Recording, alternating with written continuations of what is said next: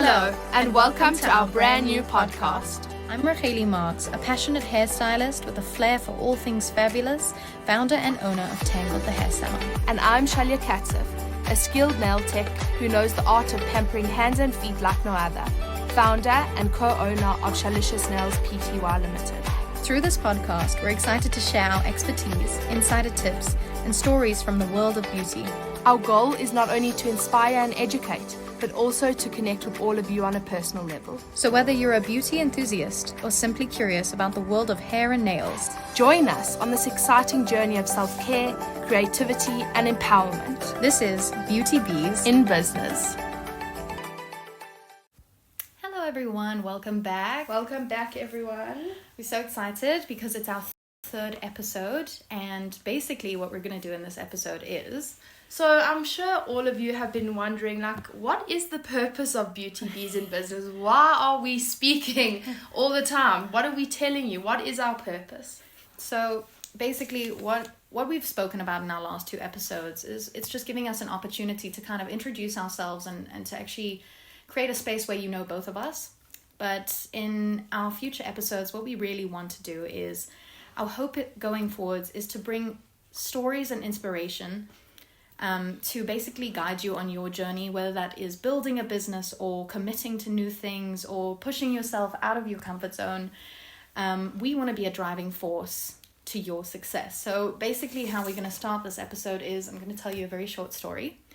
It's very short and it's quite cute. I think I saw it on Dare to Motivate on YouTube.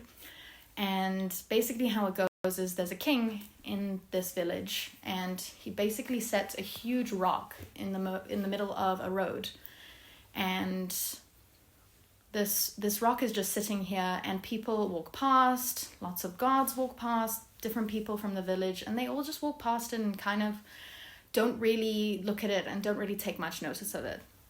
But one day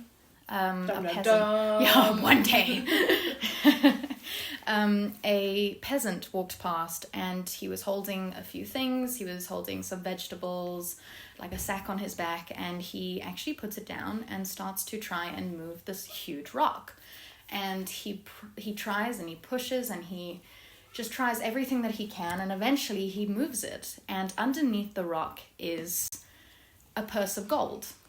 Yeah, the king has left a purse of gold, seeing who will move this rock, who will actually go out of their... Yeah, who will be determined enough to actually move this out of the way and make sure that people can go on their way safely. So it's a beautiful metaphor. I love it. Yeah, it's just like, it's something that I really am quite passionate about. And you see in life, every obstacle that we come across gives us an opportunity to improve, to improve our circumstance. And while the lazy complain, others will create opportunities through their kind hearts, their generosity, and their unwillingness to get done. Willingness to get done. So see, every obstacle kind of gives us an opportunity to become better and to grow. And so that's like the whole idea behind our story.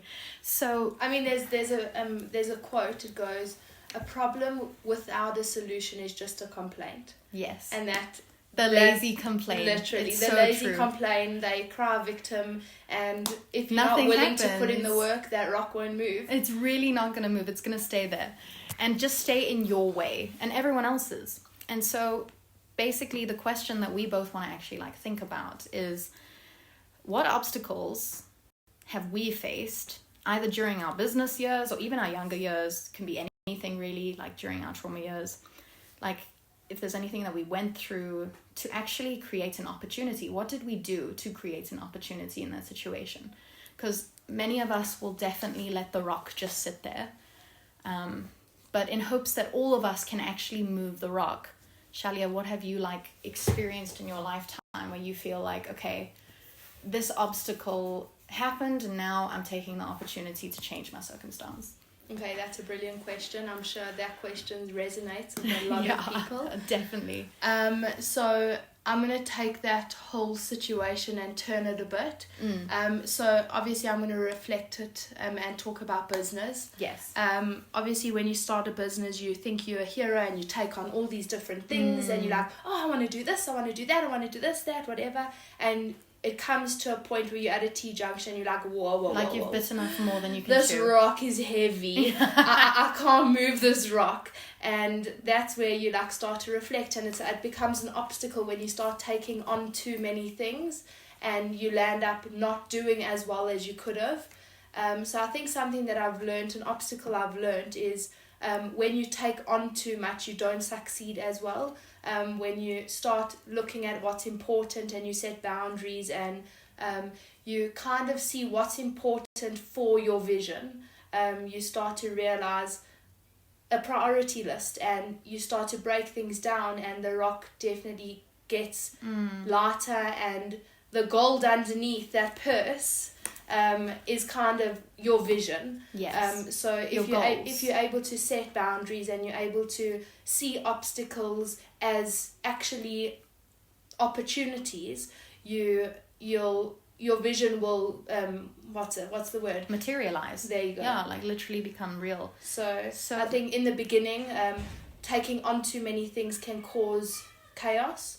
Rather take it step by step and see what you actually want, see your vision, and you'll be able to find that gold. Just as an example, like if I was biting off more than I can chew, and just as I love doing so many things, so I would ask Shalya, I've taken on too many things. What do you think?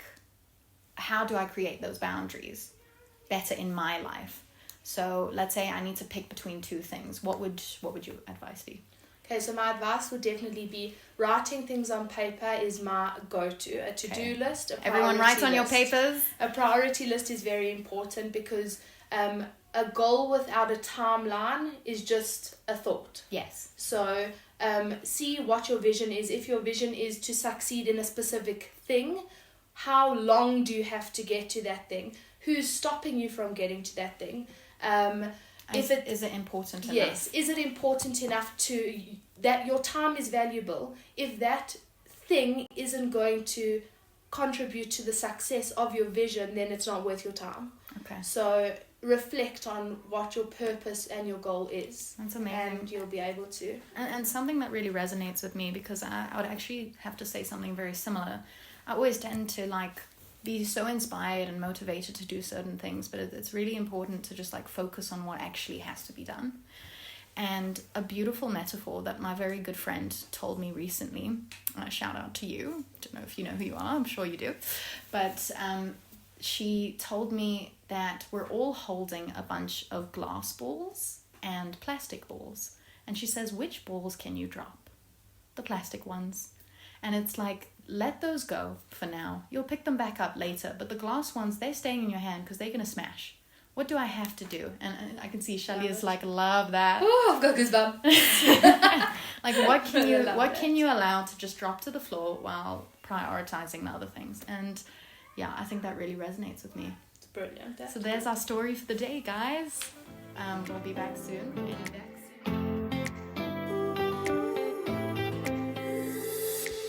Thank you so much for listening. Once again, we are Beauty Bees in business.